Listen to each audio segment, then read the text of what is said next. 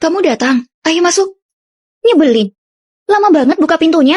Mana kakakku? Oh, dia lagi lembur, katanya pulangnya malam. Mia, kamu datang. Udah makan. Pasti kedinginan ya. Aku belum mandi, di rumahku pemanasannya rusak. Udah beberapa hari nggak ada air panas. Aku mandi dulu. Iya ya, sana. Kakak iparmu biar membuatkanmu makanan ya.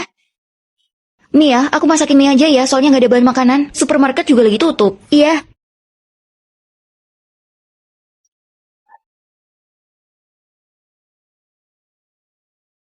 Baju itu aku ambil dari lemari. Kenapa? Nggak apa-apa. Mie-nya sudah matang. Cepat dimakan. Tunggu bentar, aku lagi pakai masker. Hmm?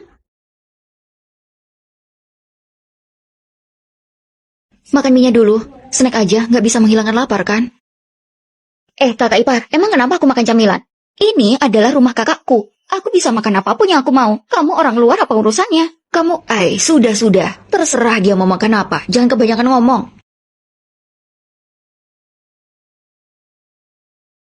Apa ini? Minyak lembek, gimana aku bisa memakannya? Kamu meninggalkannya terlalu lama. Melihatnya bikin aku nggak nafsu. Aku nggak mau makan ini, kamu. Ya sudah. Bukannya Arya habis belanja kemarin. Oh, kamu masakin spaghetti. Spaghetti? Berapa lama dia masak? Aku sudah kelaparan. Cepat buatkan. Lumayan banyak. Tunggu. Bawang putih mana? Makan mie tanpa bawang putih kurang sedap lah. Kupasin. Gimana aku memakannya? Kamu nggak punya tangan dan kaki. Kupas sendiri. Kakak, kenapa kamu pulang? Masih ingat aku kakakmu? Aku nggak ada. Begini kamu memperlakukannya.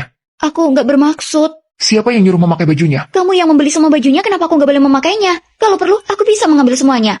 Kak, dulu kamu sangat menyayangiku. Mia, aku peringatkan. Aku menyayangimu karena kamu adikku. Tapi bukan berarti kamu bisa seenaknya ke iparmu. Itulah intinya. Di rumah, aku adalah kakakmu. Aku nggak peduli kamu mau apa.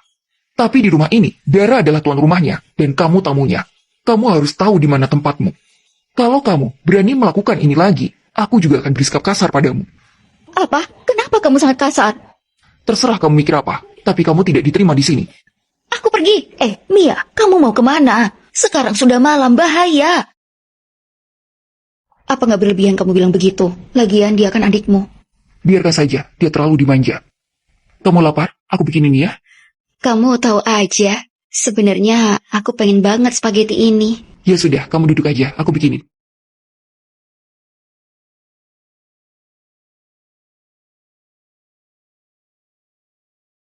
Kamu semangat banget jaipongan? Bagus deh, gak usah nari lagi. Itu wajar kalau lansia punya hobi sendiri. Kalau nggak bisa menari kan bisa menyanyi. Iya, sudahlah, kamu bisa berangkat sekarang. Dulu waktu aku masa pemulihan, ibu juga sudah berusaha merawatku. Sekarang giliranku yang merawatnya. Sana, berangkatlah. Kalau gitu tolong ya sayang, aku berangkat dulu. Iya. Kalau gitu ibu istirahat. Panggil aku kalau butuh sesuatu. Potongin apel. Oke. Dara, apelnya sudah kamu potong. Dara, aku mau ke toilet.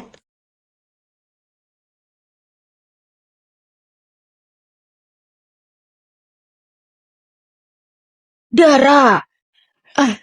Ada apa, Bu? Dari tadi aku panggil, nggak dengar kamu. Kalau begini cara merawatmu, mati pun kamu nggak tahu.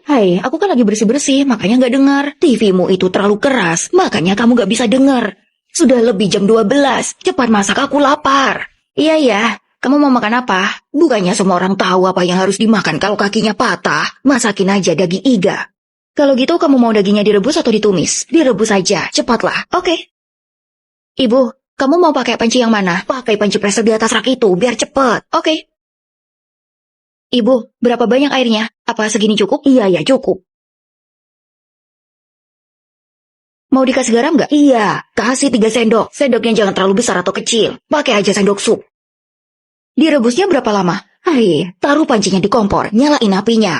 Setelah itu atur suhunya, terus tunggu selama 40 menit. Masih mau tanya lagi? Tapi nggak ada iga di rumah. Kalau gitu ya beli. Kamu pikir iga bisa tumbuh di dalam kulkas? Oke, aku beli sekarang. Jangan marah nggak ada gunanya. Halo, Bibi. Ibu mertuaku cedera gara-gara ikut jaipongan. Aku pikir mau masakin dia iga. Enggak. Halo, kakak ipar, sibuk nggak? Mertuaku katanya pengen makan iga. Kira-kira penjual daging sekarang masih buka nggak ya? Halo, nenek. Kakinya mertuaku habis patah. Aku mau tanya caranya bikin sup iga. Dara, Dara, kenapa jadi sepi banget?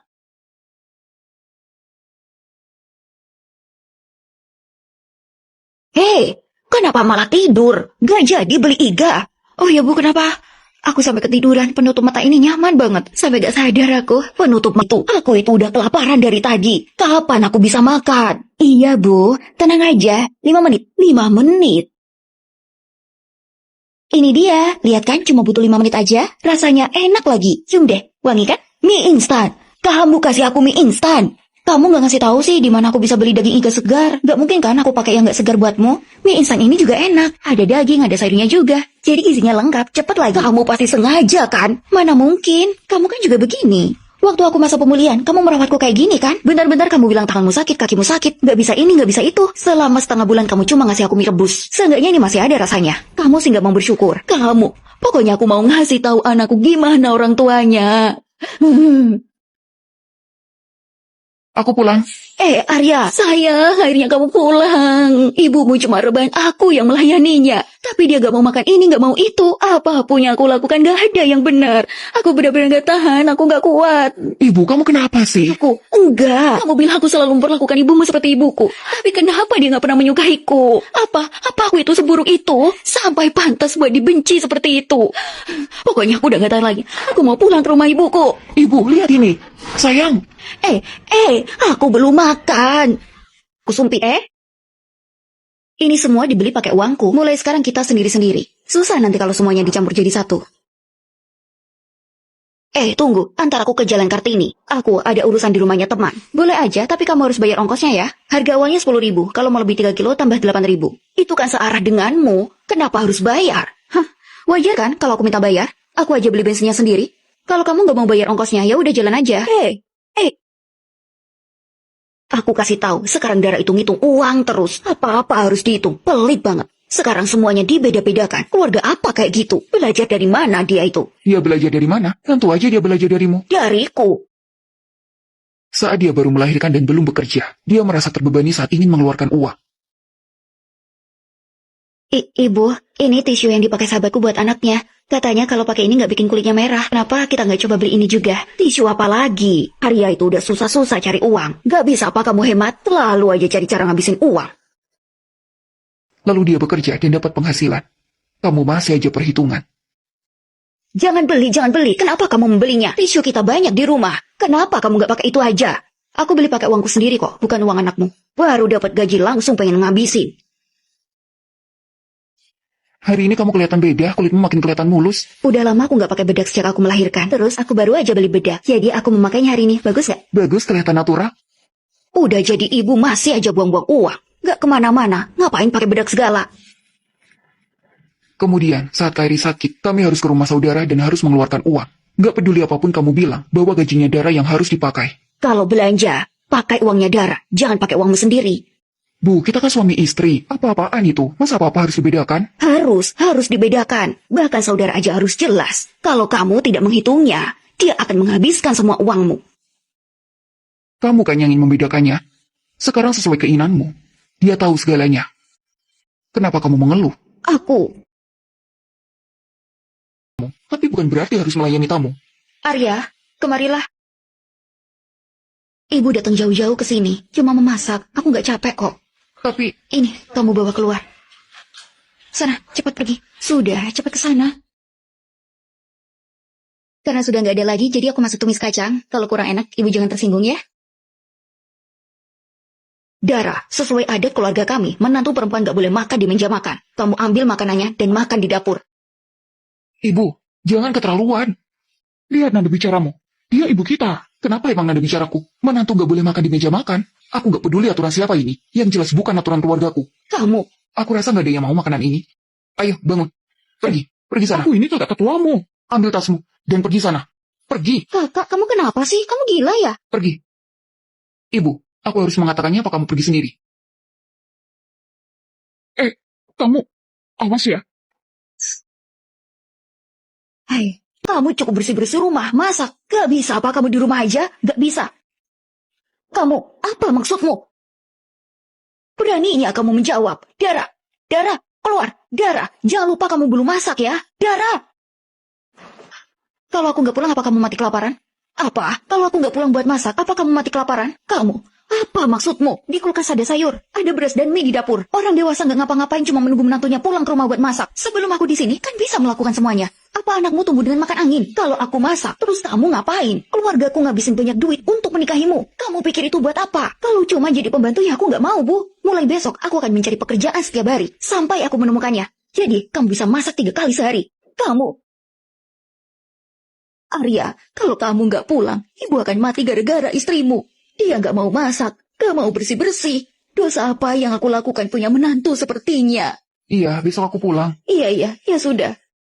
Arya, kamu pulang. Kamu pasti capek. Enggak, Bu. Sini aku bawakan.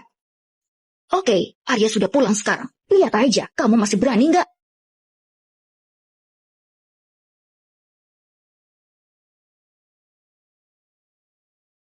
Ibu udah selesai ceritanya. Dia benar. Aku memang gak mau masak buat dia dan melayaninya. Aku gak mau dia manja di rumah, mencuci, memasak, mengepel lantai, dan melihat wajahnya setiap hari. Sebut aja aku gak berbakti, egois. Terserah apa katamu. Kamu nggak bisa mendapat pekerjaan yang bagus kalau menangis. Jadi, suamimu akan membantumu. Nih, tada. Bedak? Aku melihatnya beberapa kali di iklan. Banyak yang bilang ini bagus. Rekan kerjaku banyak yang memakainya. Jadi, Kelihatan mulus. benar. Jadi mulai sekarang, kalau mau kemana-mana, kamu pakai bedak ini aja. Makasih ya sayang. Selama ini, kamu sudah banyak dirugikan. Itu semua salahku. Aku akan membantumu mencari pekerjaan. Kamu bisa kerja lagi. Beneran? Bukannya kamu pengen mencari pekerjaan. Kalau kamu mau lakukan, biar ibuku yang mengurus rumah. Tapi aku ingin memastikan, kalau sulit mendapat pekerjaan, jangan stres. Mau kamu bisa menemukannya atau enggak, itu tidak masalah. Mau kemana? Bukannya Dara mau mencari pekerjaan, aku mau menemaninya. Kok malah mau menemani? Aku menyuruhmu pulang untuk menanganinya, biar dia bisa tenang, bukan malah ikut-ikutan sama dia. Ibu, tenanglah sedikit. Nanti aku jelasin. Gak peduli apa yang dia inginkan, aku akan mendukungnya. Dia ingin bekerja, aku akan membagikannya resume. Dia ingin istirahat, aku akan membawanya jalan-jalan. Dia ingin memulai bisnis, aku akan memberikannya modal. Kalau dia bosan, aku bisa melakukan hobi dengannya. Bagaimanapun, apa yang dia inginkan, itu juga keinginanku. Kamu mau menempel padanya terus emang bisa sukses? Kalau nggak bisa sukses, ya sudah. Mau gimana lagi? Yang penting, aku bisa hidup bersamanya.